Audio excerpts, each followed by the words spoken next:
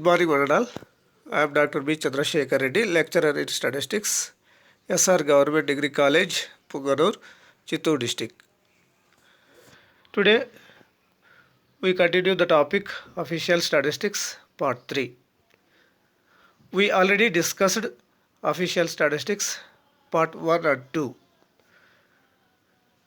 ఈరోజు మనం official statistics part 3 గురించి తెలుసుకుందాము.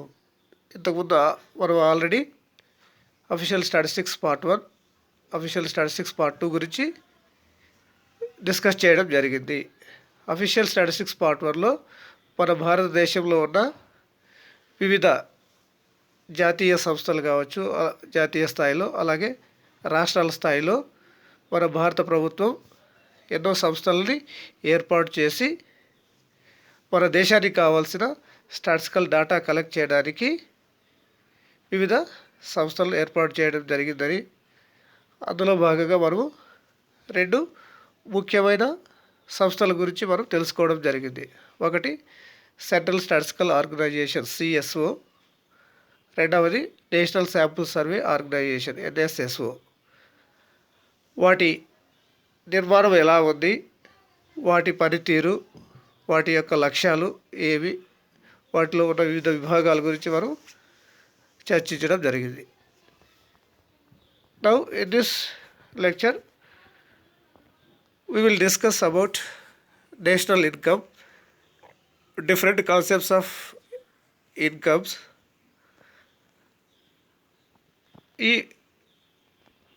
వీడియోలో మనం నేషనల్ ఇన్కమ్ గురించి అలాగే ఇన్కమ్కి సంబంధించిన వివిధ కాన్సెప్ట్స్ను మనం ఇక్కడ తెలుసుకుందాం. First of all let us discuss about national income. National income means జాతీయ ఆదాయం. National income is defined as income of the nation. So జాతీయ ఆదాయాన్ని ఒక దేశం యొక్క ఆదాయంగా మనం సింపుల్గా డిఫైన్ చేయవచ్చు. ఎలాగైతే వ్యక్తిగత ఆదాయం ఉంటుందో అలాగే ఒక దేశానికి సంబంధించిన ఆదాయాన్ని మనం నేషనల్ ఇన్కమ్గా మనం నిర్వచించవచ్చు. The concept of national income has 3 interpretations. It represents the income, second one consumption, and third one savings of the people in a country. So జాతీయ ఆదాయానికి 3 రకాలుగా వ్యక్తీకరించవచ్చు. సో జాతీయ ఆదాయం ఏ వాటిని రిప్రజెంట్ చేస్తుందంటే, ఒకటి ఇన్కమ్, కన్జంప్షన్ వ్యయం, అలాగే savings of the people in a country. So ఇక్కడ జాతీయ ఆదాయాన్ని వివిధ శాస్త్రవేత్తలు వివిధ రకాలుగా నిర్వచించడం జరిగింది. సో ఇందులో మనం ఆల్ఫ్రెడ్ మార్షల్ అనే ఆయన చెప్పిన ప్రకారం ఒక సంవత్సర కాలంలో ఒక దేశంలో ఉత్పత్తి కాబడిన వస్తువులు, సేవల సమూహమే జాతీయ ఆదాయం అని చెప్పవచ్చు అనమాట. ఒక సంవత్సర కాలంలో ఒక దేశంలో ఉత్పత్తి కాబడిన వస్తువులు, సేవల సమూహమే జాతీయ ఆదాయంగా ఆయన నిర్వచించడం జరిగింది. సో ఇక్కడ జాతీయ ఆదాయం అంటే ఒక సంవత్సర కాలంలో ఏదైనా ఒక దేశంలో ఉత్పత్తి అయిన వివిధ వస్తువులు, మనం రకరకాల వస్తువులు ఉపయోగిస్తుంటాం, ఆ వస్తువులు యొక్క ఉత్పత్తి, సేవలు, మనము వివిధ రకాలైన సేవలు పొందుతూ ఉంటాం. ఫర్ ఎగ్జాంపుల్, మనం డాక్టర్ దగ్గరికి వెళ్తే డాక్టర్ ట్రీట్మెంట్ చేసుకుంటే ఆయనకు సేవకు మనం డబ్బులు ఇస్తాం. అలాగే బ్యాంకింగ్ కావచ్చు, ఇన్సూరెన్స్ కావచ్చు, ఇలా మనకు వివిధ రకాలుగా సేవలు పొందడం వల్ల వాటికి మనం చెల్లించే వ్యయము ఇందులో నేషనల్ ఇన్కమ్ కిందకి వస్తుంది అనమాట. సో ఈ విధంగా వస్తువులు, సేవల సమూహమే జాతీయ ఆదాయంగా నిర్వచించడం జరిగింది. The national income is the total amount of income accruing in a country from economic activities in a year time. So ఇంతకుముందు మనం చెప్పిన విధంగా ఒక సంవత్సర కాలంలో ఒక దేశంలో వచ్చే వివిధ రకాలైన వస్తువుల సేవల సమూహమే మనం ఇక్కడ జాతీయ ఆదాయంగా మనం చెప్పవచ్చు. Next let us see different concepts of national income. So national income సంబంధించి వివిధ కాన్సెప్ట్స్ ఎలా ఉన్నాయంటే, the different concepts of national income are, first one is gross national product, GNP. Gross national product, GNP. దీన్ని మనం స్థూల జాతీయ ఉత్పత్తి లేదా స్థూల జాతీయ ఆదాయం అని కూడా చెప్పచ్చు. GNP is defined as the total market value of final goods and services produced in a year. Gross national product, స్థూల జాతీయ ఉత్పత్తి అంటే ఒక సంవత్సర కాలంలో ఒక దేశంలో ఉత్పత్తి అయిన వివిధ వస్తువుల యొక్క మార్కెట్ వాల్యూనే జిఎన్పిగా మనం డిఫైన్ చేయొచ్చు. Next gross domestic product, GDP. Gross domestic product, GDP. దీన్ని స్థూల దేశీయ ఉత్పత్తి అని చెప్తాం. స్థూల దేశీయ ఉత్పత్తి. GDP is the aggregate value of product of goods and services produced in a country. So GDP అనేది ఒక సంవత్సర కాలంలో ఒక దేశంలో మొత్తం వస్తువులు మరియు సేవల విలువనే మనం జిడిపిగా డిఫైన్ చేయొచ్చు.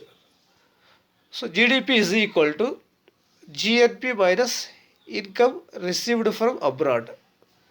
ఇక్కడ జిఎన్పికి జిడిపికి ఉన్న తేడా ఏంటంటే, జిఎన్పి గ్రాస్ నేషనల్ ప్రోడక్ట్ అంటే ఒక సంవత్సర కాలంలో ఒక దేశానికి వివిధ వస్తువులు సేవల ద్వారా వచ్చిన మొత్తం ఆదాయాన్ని జిఎన్పి గ్రాస్ నేషనల్ ప్రోడక్ట్గా మనం తీసుకుంటాం. But in gross domestic product, GDP అనే GDP is equal to GNP minus income received from abroad. So జిఎన్పిలో మనకు ఆదాయం మన దేశంలోనే కాకుండా మన దేశం తరపున వివిధ దేశాల్లో పనిచేస్తూ వాళ్ళ ద్వారా వచ్చే ఆదాయాన్ని కూడా కలుపుకుంటే జిఎన్పి. అలా కాకుండా కేవలం మన దేశంలోని వస్తువులు సేవల యొక్క ఉత్పత్తినే మనం జిడిపి అంటాం. So GDP is equal to GNP minus income received from abroad. వివిధ విదేశాల నుంచి వచ్చిన ఆదాయాన్ని జిఎన్పి నుంచి తీసేస్తే వచ్చేదే GDP, gross domestic product. Next third one, net national product, that is NNP. దీన్ని నికర జాతీయ ఉత్పత్తి అంటాం. నెట్ నేషనల్ ప్రోడక్ట్, ఎన్ఎన్పిని నికర జాతీయ ఉత్పత్తి లేదా ఆదాయం అని కూడా చెప్పచ్చు. NNP means the market value of the final goods and services after providing depreciation. Net national product means the market value of the final goods and services after providing depreciation. ఉత్పత్తి అయిన వస్తువులు అలాగే సేవల యొక్క మార్కెట్ వాల్యూను డిప్రిసియేషన్ తీసివేసిన తర్వాత వచ్చేదాన్ని, depreciation అంటే తరుగుదల, ఈ తరుగుదల తీసేసిన తర్వాత వచ్చేదాన్ని నెట్ నేషనల్ ప్రోడక్ట్గా మనం డిఫైన్ చేయొచ్చు. That is NNP is equal to GNP minus depreciation. Gross national product నుంచి డిప్రిసియేషన్ అంటే తరుగుదల తీసేస్తే వచ్చేదే నెట్ నేషనల్ ప్రోడక్ట్గా డిఫైన్ చేయొచ్చు. Next fourth one, personal income, వ్యక్తిగత ఆదాయం. Personal income is that income actually received by an individual or household in the country during the year from all sources. ఇక్కడ personal income అంటే ఒక సంవత్సర కాలంలో ఒక వ్యక్తి కావచ్చు లేదా ఒక హౌస్ హోల్డ్ కావచ్చు, అతనికి వచ్చే మొత్తం ఆదాయం వివిధ మార్గాల నుంచి వచ్చే ఆదాయమే పర్సనల్ ఇన్కమ్ అని చెప్తాం అనమాట. Next per capita income. Per capita income refers to the average income per head of the population. Per capita income is average income per head of the population. ఒక దేశంలో ఉన్న వివిధ వ్యక్తులకు సంబంధించిన ఆదాయాల్ని తీసుకొని ఒక వ్యక్తికి 10,000 ఆదాయం ఉండొచ్చు, ఒక వ్యక్తికి 50,000 ఉండొచ్చు, ఇంకొక వ్యక్తి ₹1,00,000, ఇలా వివిధ రకాలుగా ఆదాయాలు ఉండొచ్చు. వీళ్ళ ఆదాయాలన్నింటినీ కలిపి డివైడెడ్ బై పాపులేషన్తో డివైడ్ చేస్తే వచ్చేదే మనకు per capita income. So per capita income is equal to national income by population. So per capita ఇన్కమ్ని ఎలా క్యాలిక్యులేట్ చేస్తామంటే నేషనల్ ఇన్కమ్ జాతీయ ఆదాయము బై పాపులేషన్, జనాభాతో భాగిస్తే మనకు పర్ క్యాపిటా ఇన్కమ్ అనేది వస్తుంది అన్నమాట. Next disposable income. Disposable income is the part of the income which is left behind after the payment of direct taxes. So వినియోగించలేని ఆదాయం దీనే disposable income. Disposable income is the part of the income which is left behind after the payment of direct taxes. That is, disposable income is equal to personal income minus tax. Disposable income is equal to personal income minus tax. వినియోగించుకోలేని ఇన్కమ్ని మనం ఏ విధంగా define చేయొచ్చు అంటే personal income అంటే వ్యక్తిగత ఆదాయం నుంచి taxes తీస్తే వచ్చే ఆదాయాన్ని మనం డిస్పోజబుల్ ఇన్కమ్ అని డిఫైన్ చేయొచ్చు. Next one is national income at factor cost and market price. National income at factor cost and market price. National income at factor cost is given by national income at factor cost ఏ విధంగా define చేస్తే GNP gross national product minus tax minus depreciation plus subsidies. So GNP ట్యాక్స్ని అలాగే డిప్రిసియేషన్ని తీసివేసి subsidies జిఎన్పికి add చేస్తే వచ్చేది national income at factor cost.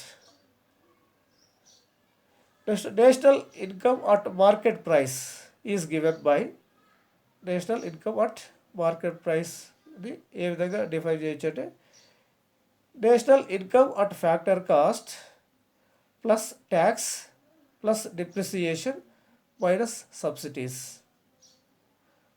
National income at market ప్రైస్ని ఏ విధంగా మనం క్యాలిక్యులేట్ చేయొచ్చు అంటే national income at factor cost plus tax plus depreciation minus subsidies తీసుకుంటే మనకు national income at factor cost national income at market price అనేది వస్తుంది అనమాట. Next one is corporate income, private income and real income.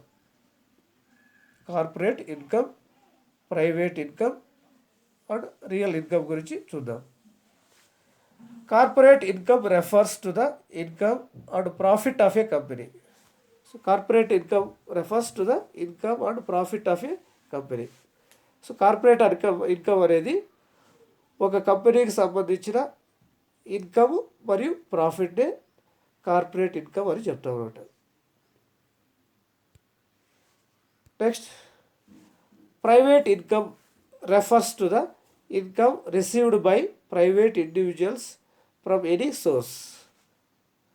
Private income అనేది ఒక వ్యక్తికి సంబంధించిన వివిధ రకాలుగా వివిధ వర్గాల్లో వచ్చిన ఆదాయాన్ని ప్రైవేట్ ఇన్కమ్ అంటాం అన్నమాట. Private income refers to the income received by private individuals from any source.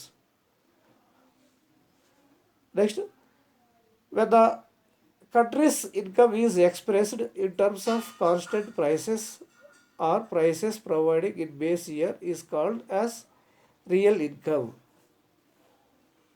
ఇక్కడ రియల్ ఇన్కమ్ అంటే వివిధ దేశాలు ఇన్కమ్ ఎస్టిమేట్ చేసేటప్పుడు బేస్ ఇయర్లో ప్రైసెస్ని తీసుకొని ఇన్కమ్ క్యాలిక్యులేట్ చేస్తే అలాంటి ఇన్కమ్ని రియల్ ఇన్కమ్ అంటారు అనమాట. సో ఈ విధంగా వివిధ నేషనల్ ఇన్కమ్ కాన్సెప్ట్స్ గురించి మనం ఇక్కడ డిస్కస్ చేయడం జరిగింది. So in this class we discussed what is national income, how it is defined, and different concepts of national income. If you have any questions or doubts, you can contact me. Thank you for listening me.